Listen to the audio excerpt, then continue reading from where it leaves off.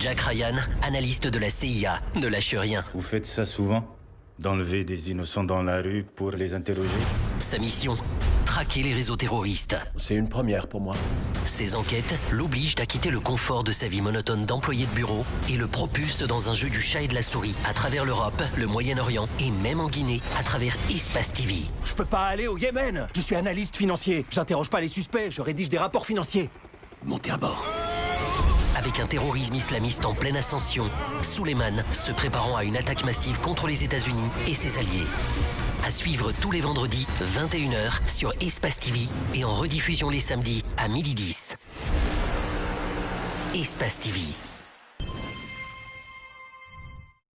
Mesdames et messieurs, plusieurs mots s'offrent à vous évidemment pour réagir sur nos sujets. Vous partez sur Twitter, #EspaceGG. Avec plaisir, nous allons prendre en compte vos messages dans cette émission Les Grandes Gueules sur Radio Espace Guinée. Merci à vous qui nous rejoignez du côté de Kindia. Là, vous nous écoutez évidemment sur notre antenne locale, sur 99.7 à modulation de fréquence, mesdames et messieurs. Lola, 99.7 également. Si vous êtes dans la savane guinéenne, 99 à modulation de fréquence, Radio Espace Cancan. Oui, lui, comme bien d'autres opposants guinéens, n'a pas voulu participer donc à l'élection présidentielle du 18 octobre dernier. Eh bien, c'est parce qu'il n'avait pas confiance au processus électoral, en plus de sa farouche opposition à la candidature pour un troisième mandat du président Alpha Condé. Lui, c'est Dr Faya Milimono, président du bloc libéral. Face à la crise actuelle, il milite donc pour l'apaisement et un véritable dialogue autour de l'avenir de ce pays. Il ne croit que la solution à nos problèmes viendrait du changement d'homme à la tête du pays tant qu'on n'aura pas décidé ensemble d'une alternance assumée.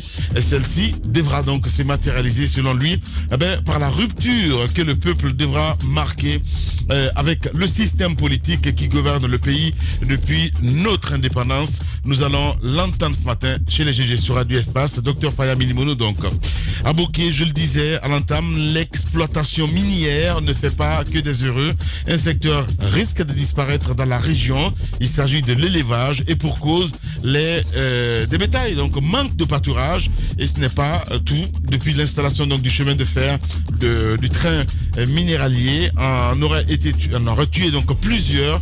Nous allons essayer de comprendre ce matin. Une petite évaluation en tout cas la décennie précédente indiquait qu'au moins 100 têtes de bovins étaient tuées par an et ce nombre donc a dû augmenter au fil des ans.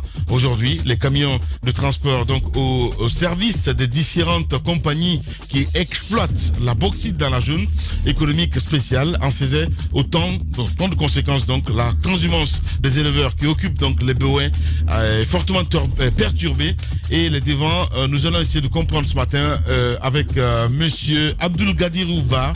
Il est membre de l'Union sous-préfectorale des éleveurs de Sangaredi. Eh bien, il sera avec nous dans ce studio ce matin, dans cette émission. Et puis, d'autres sujets viendront s'ajouter à tout ceci, mesdames et messieurs. Quelques réactions des auditeurs, évidemment, sur Twitter. Nous allons essayer de faire un saut avec la régie Cabinet Condé, évidemment, qui pilote ce matin dans cette émission. Excellence Timbo, le Guinéen, qui nous écrit. Bonjour les grandes gueules. Eh bien, les jeux relatifs donc, au communiqué de l'Union européenne pour la non-crédibilité des résultats issus des urnes, la CENI devrait nous éviter tout ceci en tant qu'institution donc indépendante. Merci beaucoup. On reste avec Bérété, Mohamed Lamine qui nous écrit.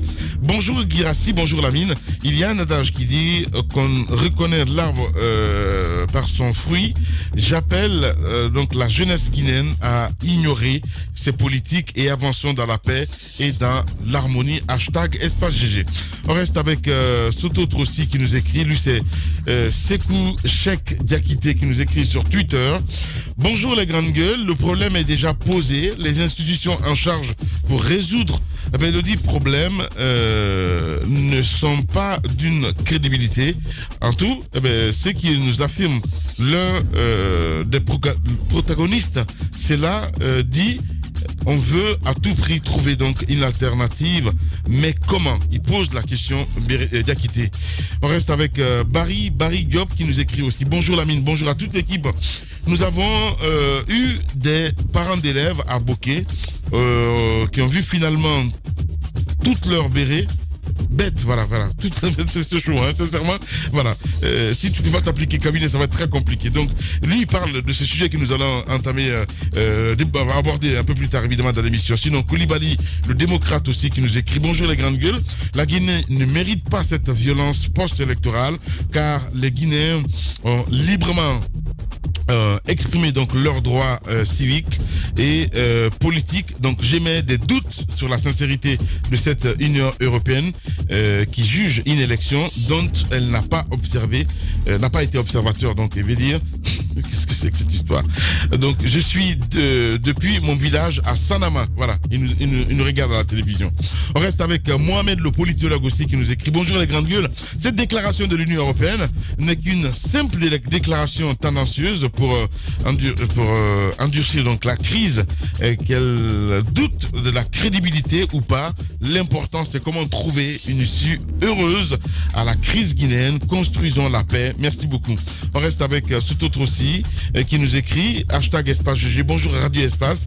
C'est Ibrahima Sepalo Cissé qui nous écrit: la communication de l'Union européenne sur les élections en Guinée n'a aucun impact sur la crédibilité du vote. Il peut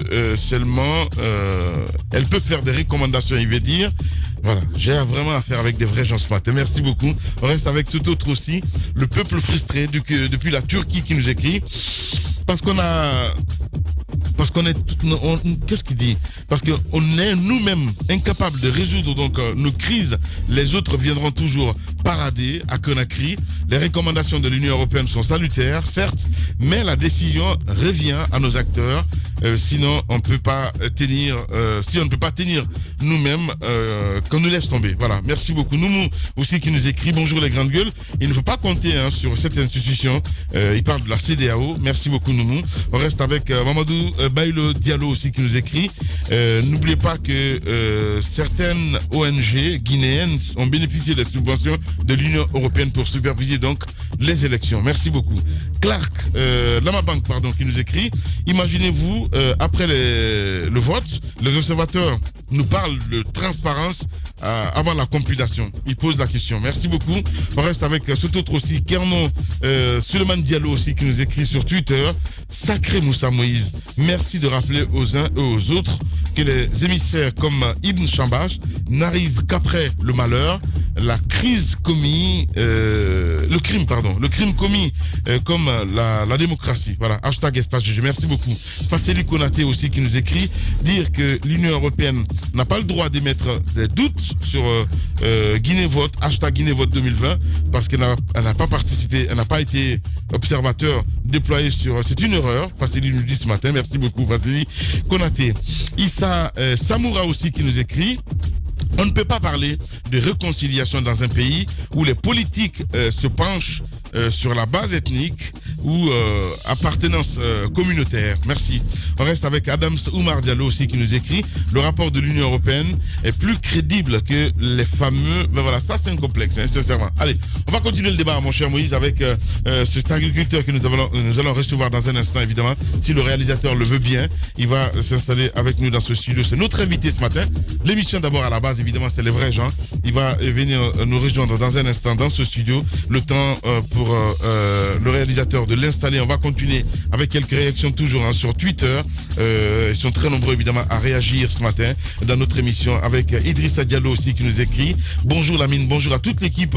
Alpha Condé qui était un médiateur pour la Gambie, pourquoi il ne fait pas la même chose pour la Guinée? Eh bien lui il se pose la question. Merci beaucoup mon cher ami. Sur Twitter toujours, nous avons cet autre aussi qui nous écrit. Lui c'est Karamo Souaoro qui nous écrit: bonjour les grandes gueules. Bonjour à vous monsieur Soumaoro. On reste avec cet autre aussi qui nous écrit toujours sur Twitter. Qu'est-ce qu'il dit lui? Bonjour Lamine, bonjour à toute l'équipe. Lui c'est Adi Labé Sanou Diallo.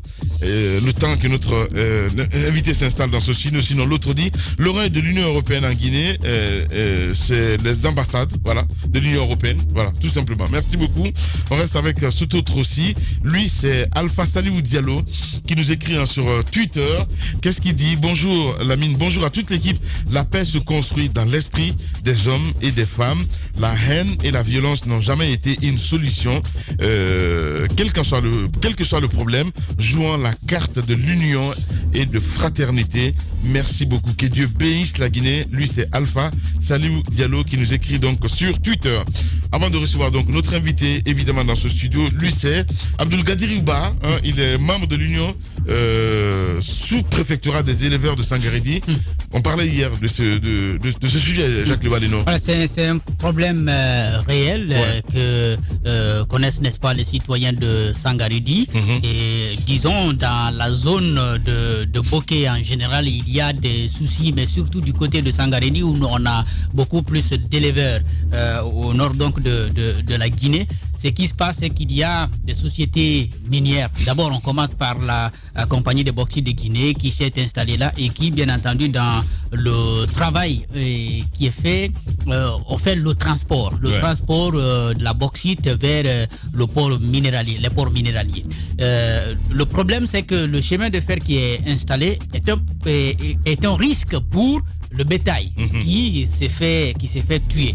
En amont, il y a déjà l'exploitation elle-même qui a des conséquences sur l'environnement et ce qui empêche, n'est-ce pas, le bétail de trouver, n'est-ce pas, du pâturage. Donc, normalement, les éleveurs, vous savez, ils sont un peu transhumants. Il y a des saisons, ils sont plutôt soit dans les vallées ou il y a des saisons, ils peuvent aller, n'est-ce pas, sur les montagnes. Mais avec la présence, n'est-ce pas, de ces compagnies, la dégradation de l'environnement, la question de la nourriture est un véritable problème.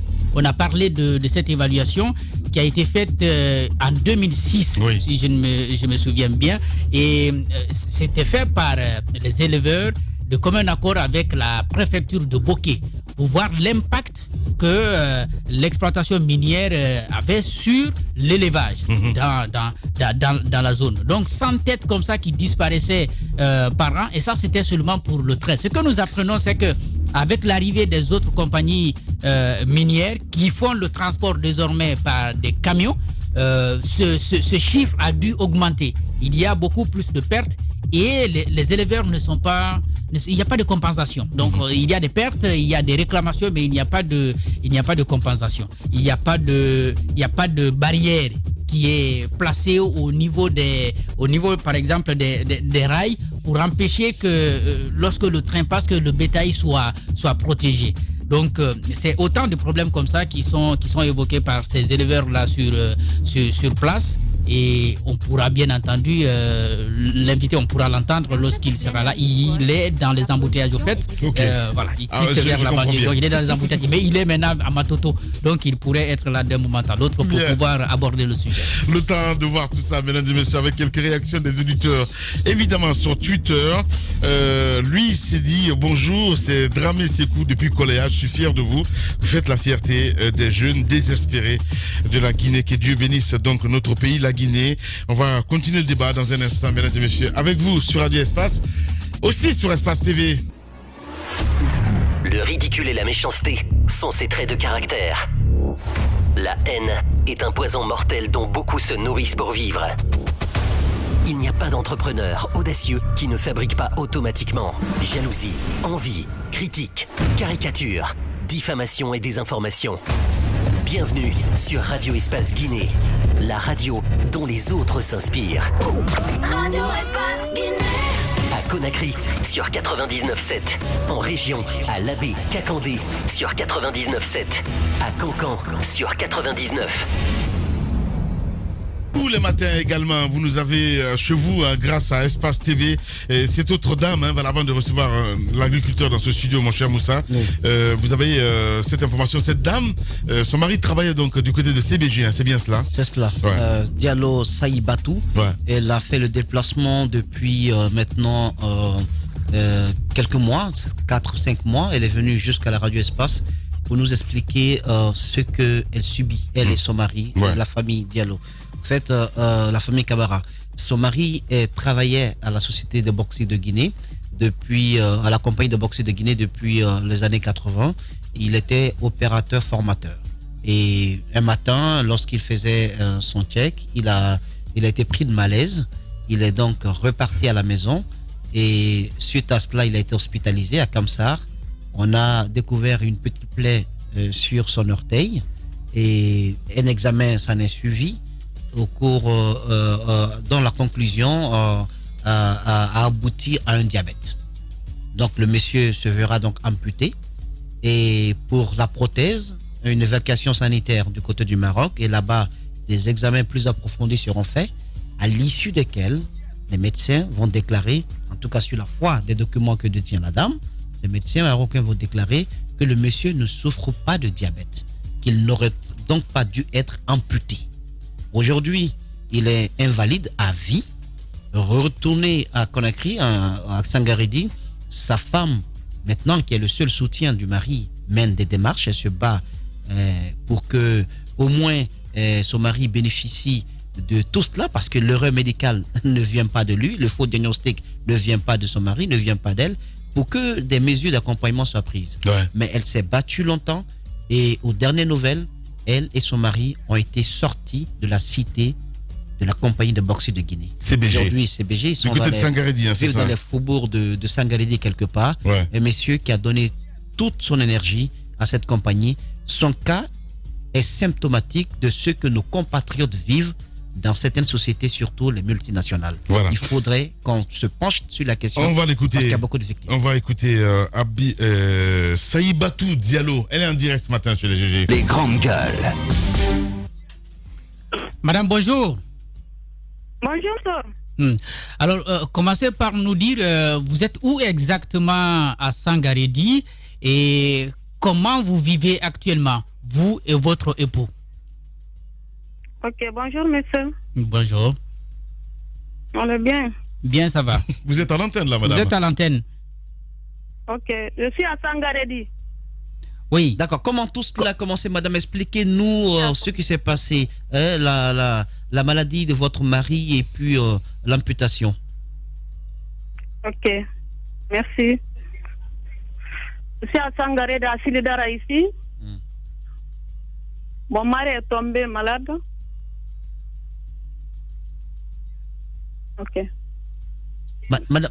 Madame, on vous entend. Voilà. Non, c'est pas un problème de là. Ouais. Je crois qu'il y a un problème de. Si c'est difficile de vous exprimer en français, vous pouvez le faire en langue. Oui. C'est là, madame. So.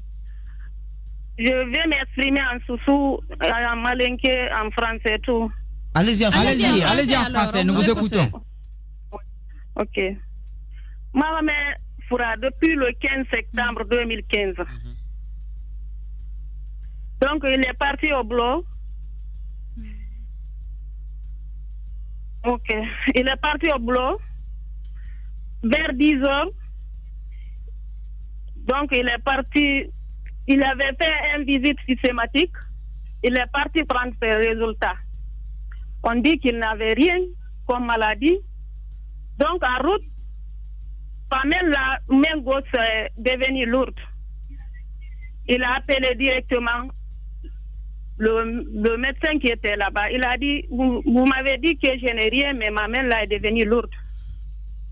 Le docteur a appelé. Il dit donc, ce que tu vas faire, rentre en ville. Il est rentré en ville. Ce jour-là aussi, moi aussi, j'avais le mot de tête. Donc, il est venu à la maison. Il m'a dit, madame, mais j'étais au lit. Ma soeur était là-bas, elle préparait. J'ai entendu, il parlait en souci, il dit, Dja, mbara femme de la mou, c'est de mbela nan sa binjari, walide. Après, n'a mis ma chambre que directement, je suis venu, j'ai dit, tiens, quoi? Il a dit, aide-moi. J'ai dit, quoi? Ana bouton na bimbe ma frère. Ana lebara na sa hôpital. On est parti à l'hôpital directement. Il est couché là-bas, on est resté là-bas jusqu'à 23 heures. Le matin, on est resté là-bas. Mais le médecin-chef qui était là, il ne nous a pas retardé. Notamment. Directement, c'était le 16 maintenant. On est parti à Kamsar. Maintenant, arrivé à Kamsar, le médecin-chef qui était là, il appelait le blanc qui était là-bas, le neurologue. Il s'appelle Mitev. Mitev a dit, ce que vous allez faire, allez-y à la médecine directement. On est parti là-bas. Le lendemain, on fait les examens, on dit que mon mari est diabétique. J'ai dit quoi? Ils ont dit qu'il est diabétique. Maintenant, ils ont commencé les traitements. Ce jour-là, il m'a insulté, même l'infirmier qui était de garde. Il a insulté mère et père. J'ai dit, madame, pardon. Il dit, non, c'est pas moi. C'est un malade. Moi, je ne considère même pas ça. Mais j'ai appelé son jeune frère qui était aux États-Unis. Il a dit, quoi? Mon frère n'est pas diabétique. Il n'y a pas de diabétique dans notre famille. Ne le donne pas les médicaments. J'ai dit, peut-être c'est les médicaments là qui a fait tout ça. Là. Sinon, mon mari n'a jamais insulté quelqu'un. Maintenant, s'il envoie des produits, je les garde. S'il envoie des produits, je les garde. Une fois, une infirmière m'a trouvé là-bas. Il a dit, madame, pourquoi tu n'as pas donné les produits là à M. Camara? J'ai dit, non, il dort d'abord. Mais quand je vais pour laver les linges, je jette les produits diabétiques. Maintenant, eux aussi, ils ont bloqué les produits. Un jour, ils sont venus, ils m'ont demandé, madame, où sont les produits? J'ai dit, il y a les produits ici. Je ne sais pas si c'est quelqu'un qui l'a signalé, l'infirmière, je ne sais pas. Maintenant, eux-mêmes, ils ont bloqué les produits maintenant. Un jour, j'ai demandé moi aussi. J'ai dit, parce qu'il y avait un silla là-bas, c'était Monsanakou. Non, c'est silla. Il a dit, non, son glycémie est bon. J'ai dit, je n'ai rien dit. Et aussi, ils ont bloqué. Un jour, c'était le 10 novembre. On est parti à Conakry. On est resté là-bas. Un jour, on est parti aux cliniques là-bas. Et aussi, ils m'ont dit que c'est les nerfs qui sont bouchés. J'ai dit, pourquoi les gens là me fatiguent? On dirait que mon mari, c'est pas un ayant droit. Ils ont dit, en tout cas, il faut l'envoyer urgemment. Maintenant, j'ai appelé à l'hôpital dispensaire de Conakry. J'ai dit, Ella Jamara, il faut tout faire pour l'évacuation de mon mari. Ils ont venu le matin, le médecin qui était là-bas, Barry, au polyclinique là-bas, ils ont dit, il faut l'amputer. J'ai dit, quoi? J'ai pleuré ce jour-là. J'ai dit, où se trouve votre bloc? Il a dit en bas. J'ai dit, il n'y a même pas de courant ici. Toi, tu dis qu'on va amputer mon mari ici. J'ai appelé Kamsar directement, Dr Bouba. Dr Bouba a dit, quoi? L'amputation, il faut l'envoyer. C'est parti au dispensaire là-bas.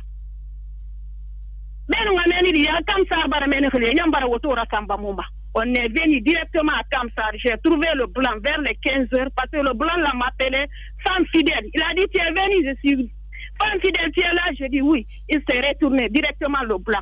On est rentré au l'échographie là-bas.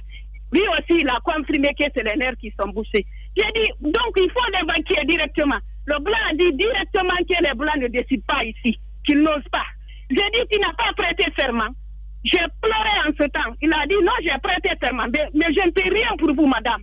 Je ne peux pas vous cacher. J'ai dit, donc, il n'y a pas de problème. Je me suis retournée encore à la médecine. J'ai dit, j'attends quelqu'un qui va amputer mon mari. J'ai appelé directement l'assistance sociale.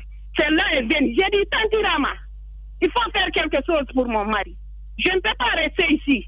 Maintenant, c'est les nerfs qui sont bouchés. Ou bien mon mari n'a pas le droit pour l'évacuation. Vous évacuez les gens ici par affinité. Combien de personnes m'ont trouvé ici? Tout le monde est évacué. Moi, j'ai fait combien de mois à la médecine ici? Vous m'abandonnez ici avec mes enfants. On couchait à terre là-bas avec mes enfants. J'ai pris mes 2 enfants parce que mes 2 enfants aussi sont malades. Tout le monde connaît mes enfants. Ma fille a été toujours première, même d'entrer en 7e, elle a été première de Sangat, 5e de la région de Bokeh. Mais sa tête balance, ses yeux aussi, elle a un problème de vision, le garçon aussi. Je n'ai que les 2 enfants. Ils m'ont abandonné, ils ont enlevé tous les dossiers à la CBG. Sauf mon mari. Mon mari aussi, à la fin de fin décembre, lui aussi, on va l'abandonner. C'est ça qu'ils ont dit. Ils n'ont pas honoré mon mari. Ils l'ont abandonné à la CBG. J'ai fait 8 mois, 3 jours à Kamsar. Maintenant, ils l'ont amputé. Je suis venu à la maison. J'ai fait 3 mois. Après les 3 mois, mois d'août, je suis parti au Maroc en 2016. Arrivé au Maroc là-bas, ils ont fait le bilan. Donc, les médecins ont dit que mon mari n'est pas diabétique. Même le cycle qu'ils ont jeté ça, ils ont dit que si je continue à donner ça, mon mari va avoir le problème insuffisance rénale. J'ai jeté les cycles là. Je suis resté là-bas 2 mois. Après, je suis revenu, je suis parti voir la directrice à Kamsa, Patou Doumbouya, je l'ai expliqué. J'ai dit, vous avez amputé mon mari n'était pas diabétique. Il a dit, ah madame, ton mari fumait à cause de la cigarette. J'ai dit, la cigarette peut amputer quelqu'un. Il a dit, oui. J'ai dit, ah, ce que vous avez fait, le protège aussi, mon mari n'a pas pu porter ça. Regardez comment vous avez amputé mon mari, l'os est dehors. Il a dit, ah, attends, je vais appeler le médecin-chef, ils vont aller convaincre son mari, ils vont l'envoyer en Colombie. J'ai dit, quoi? J'ai dit, ça c'est fini, madame, ça c'est fini. Après, j'ai pris mon téléphone, j'ai appelé ma fille, j'ai dit, si quelqu'un vient derrière moi à la maison, dis à ton papa de ne pas sortir à la maison, je suis en route. S'il plaît à Dieu, la CBG, on va faire quelque chose. Je suis venu, j'ai dit à mon mari, l'amputation c'est fini, ce qu'ils ont fait, l'échec là c'est fini, c'est fini. Maintenant, je suis resté ici un jour, le 9 décembre 2019, le syndicat et le personnel sont venus sans information. Ils m'ont trouvé au salle avec mon mari. Ils ont dit, il y a 2 papiers ici. Ton mari n'a qu'à voir ça. Retraite anticipée, ou bien on le met à la caisse nationale de la sécurité. J'ai dit, quoi, j'ai pleuré en ce temps. J'ai dit, ce que vous voulez là, on va faire ça au salon ici. Ils ont dit, ah ouais, c'est ça, d'ici 15 heures, le directeur a besoin de ça. Tout de suite là. Maintenant, j'avais un frère, lui, il est venu, il a dit, il m'a fait un signe. Il dit, laisse tomber. Donc, ils ont mis mon mari à la rue. Après 2 mois, ils ont venu loger un jeune chez nous ici. Tous les jours, le jeune est là-bas. Maintenant, je suis parti voir le syndicat. J'ai dit, mon mari était là, comme vous. Il était jeune. Il a été formateur polyvalent. Formateur polyvalent à la mine. Il n'y a pas quelqu'un qui ne connaît pas le Formar Domingo à Sangaredi. Mais maintenant, son récompense, c'est ça. Je dis, il n'y a pas de problème. Mais je ne vais plus voir le jeune là ici. Le jour que je verrai le jeune là ici, je vais porter plainte contre lui. Maintenant, si rester là-bas, on dit si on ne sort pas, on ne va pas lui donner son règlement deuxième. Maintenant, j'ai pris mon mari, j'ai fait une annexe, j'ai pris mon mari, on est parti à Sidara. Il n'y a pas de courant, il n'y a pas d'eau, mon mari est privé ici. Il n'y a rien, il n'y a rien. J'ai pris mon mari, je l'ai envoyé jusqu'au Kamsa pour voir le DG. Nabi Sina m'a bloqué, il a dit qu'il va voir le DG. Parce que même Papa Mfadi était là-bas. Il jouait avec mon mari au Caïman là-bas. Moi, je n'étais pas mariée parce que moi, je suis mariée en 2005. Je ne connaissais pas mon mari. Maintenant, il a dit, attends, je vais voir, comment dire, le DG. Parce que quand j'arrive à voir le DG, peut-être lui, il pourra faire quelque chose pour mon mari. Peut-être même si c'est une voiture déclassée, ils vont donner. Même pour donner un coup de pouce à mon mari, ils n'ont pas fait. C'est moi qui ai acheté pour mon mari. Il a dit, attends, je vais voir le directeur. Il est parti, j'ai dit à mon mari, lui là, il ne va pas voir le directeur. Il n'a même pas fait 2 minutes, il s'est retourné, il dit que le DG a dit qu'il n'a pas le temps. J'ai dit, le DG n'a pas le temps de mon mari. Il a dit, oui madame, vous pouvez partir. Mais je regrette aujourd'hui pourquoi je n'ai pas resté attendre le DG, parce qu'il est humain. Quel DG s'agit-il à l'époque, madame? Qui était DG à l'époque de la CBG?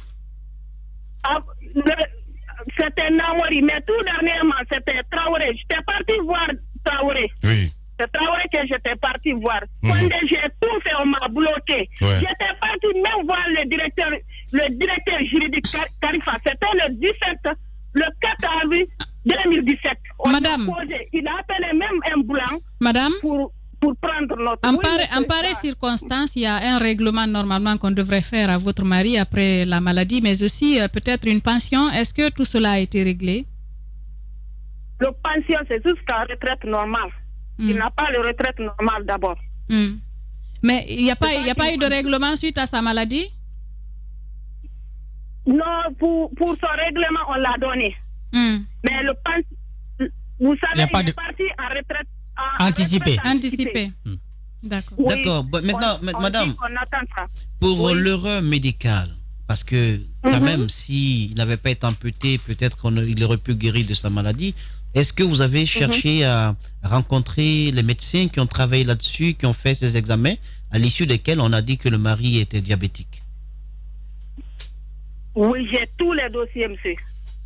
Ok. Puis les médecins. Moi, j'ai fait les examens encore. Est-ce qu'ils ont pu faire un comparatif entre les résultats du Maroc et les résultats des analyses qu'ils ont effectuées en Guinée? Oui, ils ont tout fait. Mon mari, alors là, il n'a même pas de régime. Il mange, on mange ensemble.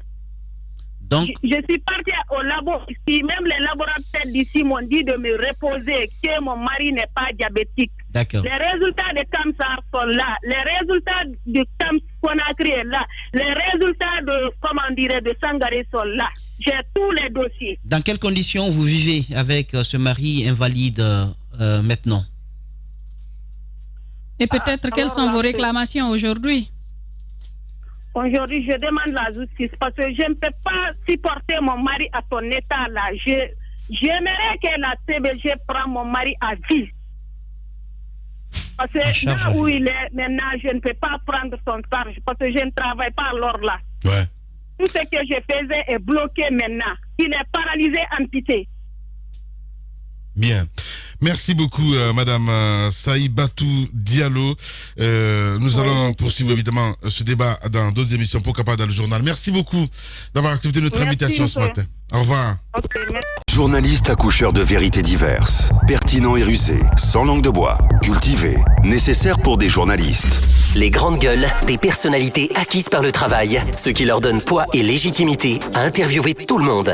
L'épopée des grandes gueules ou le socle de la liberté d'expression en Guinée depuis plus de 10 ans.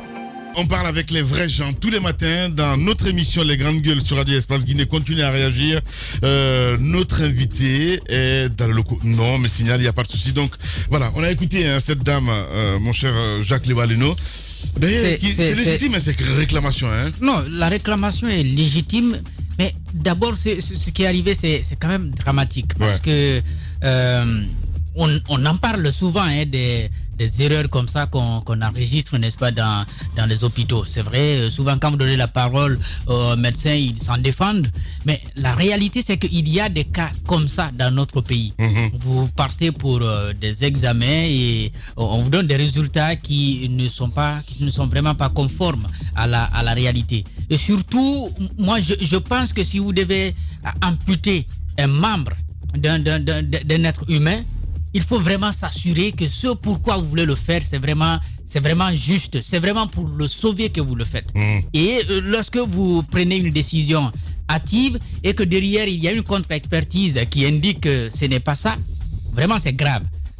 Vraiment, s'il y avait eu en amont cette contre-expertise, on aurait pu éviter, n'est-ce pas, ce monsieur, ce drame qui lui est arrivé parce qu'il prend une retraite anticipée et derrière, la compagnie n'apporte pas l'assistance nécessaire pour soutenir quand même la famille. Ce sont des travailleurs, les travailleurs qui ont été avec vous pendant des années. À un moment donné, s'il y a des difficultés, vous ne pouvez pas dire, bon, vous n'êtes plus valide, vous n'êtes plus actif. Donc on n'a plus besoin de vous, on vous laisse, si vous voulez, dans la galère totale et vous vous débrouillez, n'est-ce pas, avec votre petite famille. Je pense que ça c'est un peu compliqué et ça interpelle le rôle ici de l'inspection générale du travail, vers qui on remonte souvent ces types de réclamations, mais derrière il n'y a pas de réaction. Ouais. On le dit et je pense que c'est le cas. L'inspection semble être du côté de l'employeur que du côté des employés. Or, il devrait être juste au milieu pour pouvoir recevoir des réclamations et faire en sorte que ceux qui travaillent ne travaillent pas pour rien. Et que ceux qui travaillent surtout puissent bénéficier des retombées de ce qu'ils ont pu apporter à une entreprise quand ils sont à la vieillesse ou quand ils ont des difficultés, n'est-ce pas, de pouvoir continuer à servir cette entreprise. Voilà, merci beaucoup. Docteur Faya Milimono, en direct ce matin chez les juges. Bonjour, docteur. Oui, bonjour Lamine et bonjour à votre équipe. Bienvenue, docteur Faya Milimono. Il faut le rappeler, vous êtes le président de BL. Docteur, alors, vous êtes du côté des États-Unis. Alors, non, il est là? Bon, je ne sais pas trop. Bon, il est caché quelque part. Docteur, de là où vous vous trouvez, alors dites-nous votre regard sur la situation que traverse la Guinée. Vous avez suivi les violences nées au lendemain du vote du 18 octobre 2020 et les missions, les émissaires internationaux qui ont pris le bâton de pèlerin pour appeler à la paix. Merci Silla, Moïse. Je suis effectivement en Guinée et je suis avec la plus grande attention ce qui est en train de se passer dans notre pays. Vous me permettrez d'abord de condamner toutes ces violences qui s'abattent sur les populations, parfois innocentes. On a vu mourir des hommes en uniforme, des bébés. Je crois que notre pays ne méritait pas cela. Il faut condamner, n'est-ce pas, ces violences, d'où qu'elles viennent, et interpeller la responsabilité des uns et des autres à faire en sorte que nous puissions tous travailler à sauver ce qui est essentiel, la Guinée. Je condamne également les séquestrations qui sont devenues une stratégie du pouvoir. Le président de l'UFDG en est victime aujourd'hui. Ce fut d'abord le cas de Sidi Touré. Je crois que ce n'est pas la manière de régler les problèmes de la République. Et vous me permettrez enfin de présenter les condoléances les plus attristées, n'est-ce pas, à la famille de notre doyen Gadri Diallo de l'OGDH qui a été rappelé par Dieu. Voilà, allez-y. Docteur Faya Minimolo, en observant ce processus, vous avez eu une réaction. À votre avis, il faut que la Guinée passe à nouveau par une transition. Comment vous expliquez de quel type de transition vous voulez parler? Nous sommes tous en train d'observer ce qui se passe aujourd'hui dans notre pays. Je dois rappeler que nous avons maintenant 2 présidents. Heureusement, il n'y a pas encore un qui soit confirmé. Il y a un président qui s'est autoproclamé et il y a un président qui a été programmé par la CENI. Lorsque nous écoutons les 2 camps, on a l'impression que personne ne semble vouloir céder. Ces élections-là, nous savions à quoi ça allait nous amener. Nous savions qu'il n'y avait pas un fichier digne de ce nom. On savait qu'on n'avait pas une CENI digne de ce nom. On savait qu'il n'y avait pas une Cour constitutionnelle non plus digne de ce nom. Nous n'avons même pas un référentiel constitutionnel aujourd'hui en place. Alors, on est allé quand même.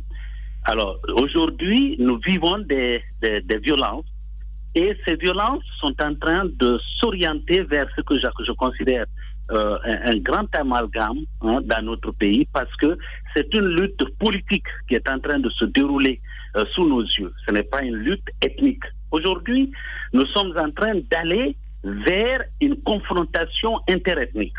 Et là, c'est dangereux parce que pour ceux qui n'ont pas vécu des situations de conflit, eh bien, ils peuvent souhaiter qu'il y ait ce genre de choses dans un pays.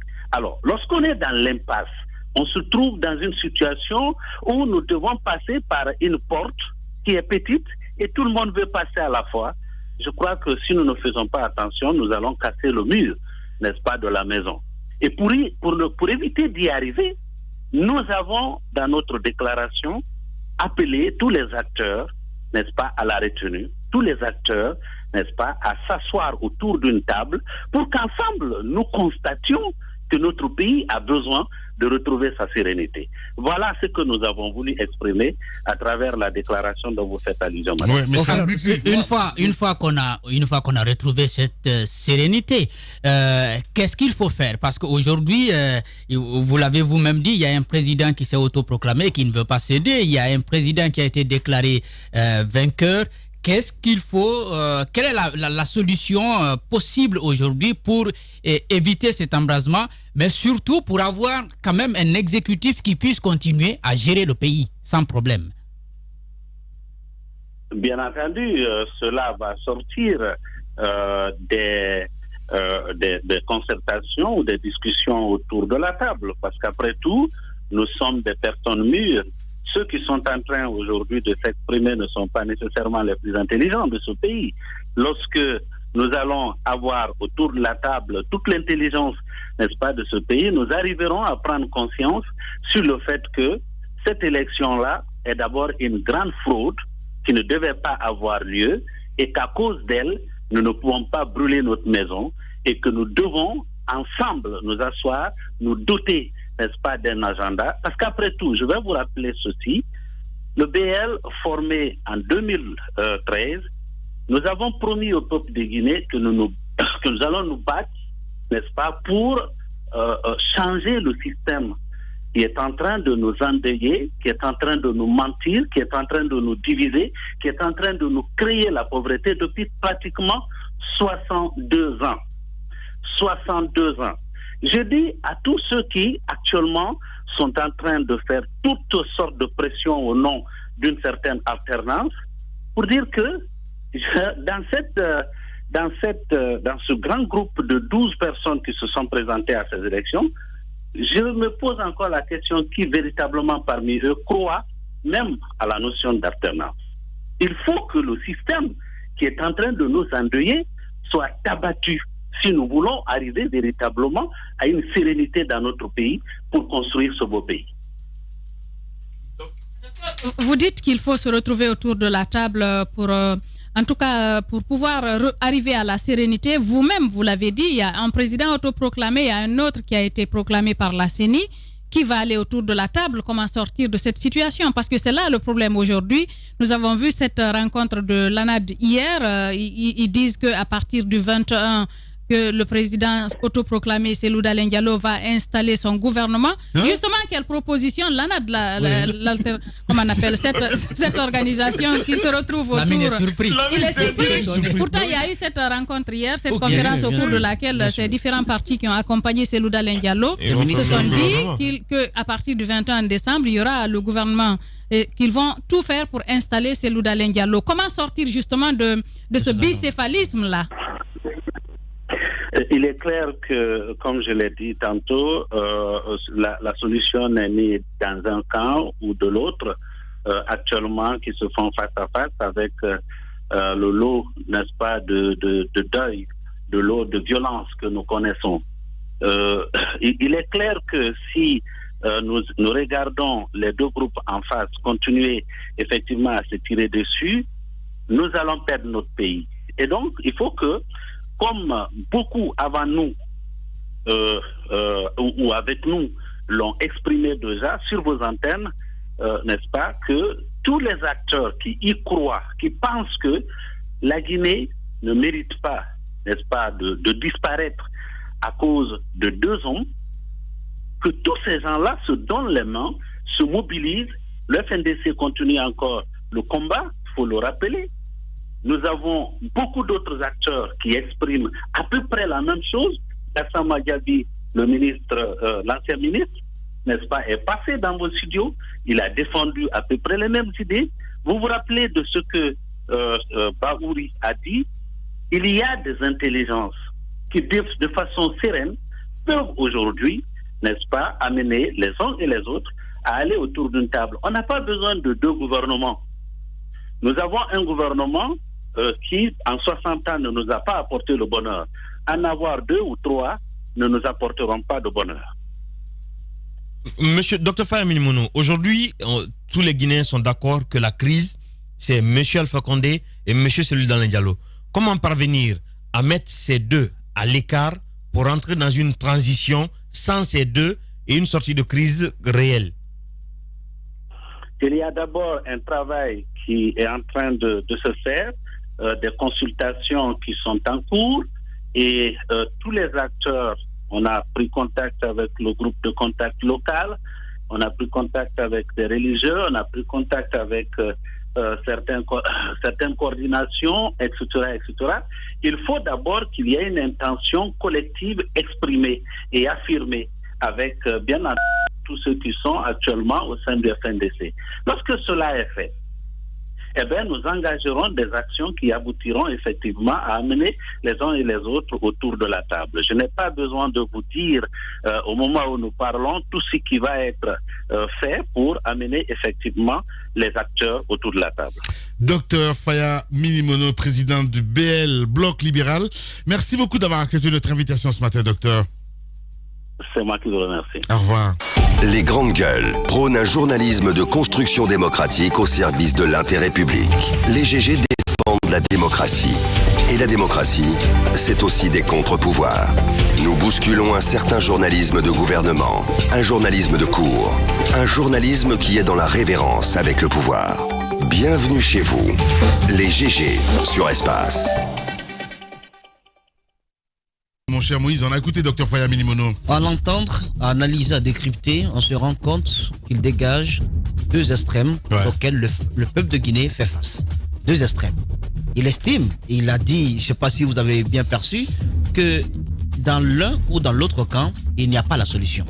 La solution se trouve où on met tout par terre, on recommence tout à zéro. Vous savez, c'est important quand même de se pencher un tout petit peu sur la déclaration de Gassama Khalifa Gassama Diaby, la proposition qu'il a faite. Vous trouvez tout de même pas un peu bizarre que les partis politiques au sein du FNDC qui ont décidé de ne pas aller à la présidentielle n'ont pas donné de consigne de vote? Ils ont un objectif commun avec El Hadji Cellou Dalein Diallo et ceux parmi eux qui ont décidé d'aller à la présidentielle. Ils veulent l'alternance, mais ils n'ont pas dit à leurs militants allez-y voter pour ces partis-là. Nous, l'essentiel est que le président Alpha Condé quitte. Ils ne l'ont pas fait. Au lendemain de la crise, en dépit des violences, ils condamnent les violences, ils condamnent les tueries. Mais ils ne disent pas nous on préfère, c'est lui qui a raison, c'est lui qui doit passer. Il faut que le Coran quitte. Ils ne le disent pas non plus. Ça veut dire quoi? Ça veut dire quel que soit celui qui va monter à Sékou-Touré, il aura affaire à une situation beaucoup plus explosive que celle que nous vivons aujourd'hui. Parce que nous sommes en politique. Les partis qui ont décidé de ne pas aller, c'est pas de gaieté de cœur. Ils ont décidé de ne pas aller à un processus parce qu'ils estimaient qu'il était déjà biaisé. Ouais. Ils savaient que les résultats étaient connus d'avance. Ils ont décidé de se mettre à l'écart. Mais ils n'ont pas créé leur parti politique avec les financements qui ont été faits, les investissements qui ont été faits, pour qu'ils puissent s'asseoir, croiser les bras et voir un autre qui est parti, qui a participé, qui a pris des risques, qui a connu d'énormes violences et qui va aller s'installer tout bonnement. Ils ne veulent pas de cette solution. Qu'est-ce qu'ils veulent? On reprend tout à zéro. C'est-à-dire, nous nous mettons tous autour de la table, on définit les lignes, on garde en ligne de mire l'adversaire commun, qui est le président Alpha Condé. En ce moment-là, vous verrez qu'ils vont tous se donner la main. Sinon, si ce n'est pas une parole politique en l'air qui essaie de jouer un peu à l'équilibrisme, on ne peut pas dire ah oui, tout de même nous on regarde ce qui s'est passé, mais on ne donne pas de consigne de vote. On est au lendemain du vote, il y a un camp qui se déclare vainqueur. On ne dit pas non plus ah oui, c'est ce camp-là qui a raison, c'est lui qui est vainqueur. Parce que tout simplement, ils n'ont pas créé leur parti politique pour qu'ils accompagnent l'UFDG à accéder au pouvoir. Les politiques ne sont pas dupes. C'est un jeu d'intérêt. Je pense qu'il faut beaucoup plus se pencher sur la proposition de Khalifa Gassama Diaby, parce que pour moi, face à deux extrêmes, face à la situation qui se passe, de l'autre côté, vous avez une force qui est beaucoup plus grande, imposante, le pouvoir, et de l'autre, vous avez l'UFDG et les autres partis qui se battent avec des moyens dérisoires. Il n'y a pas de comparaison. En fait, parce que le plus fort brime le plus faible. Je pense que face à cela, il faut quand même se pencher sur la proposition du mouvement de Khalifa Gassama Diaby, dignité et respect, je pense. Merci à vous tous. Grand merci à la régie. Merci à notre ami Prince Diallo ici à la radio. Demain, on se retrouve pour d'autres aventures. Prenez soin de vous. Au revoir.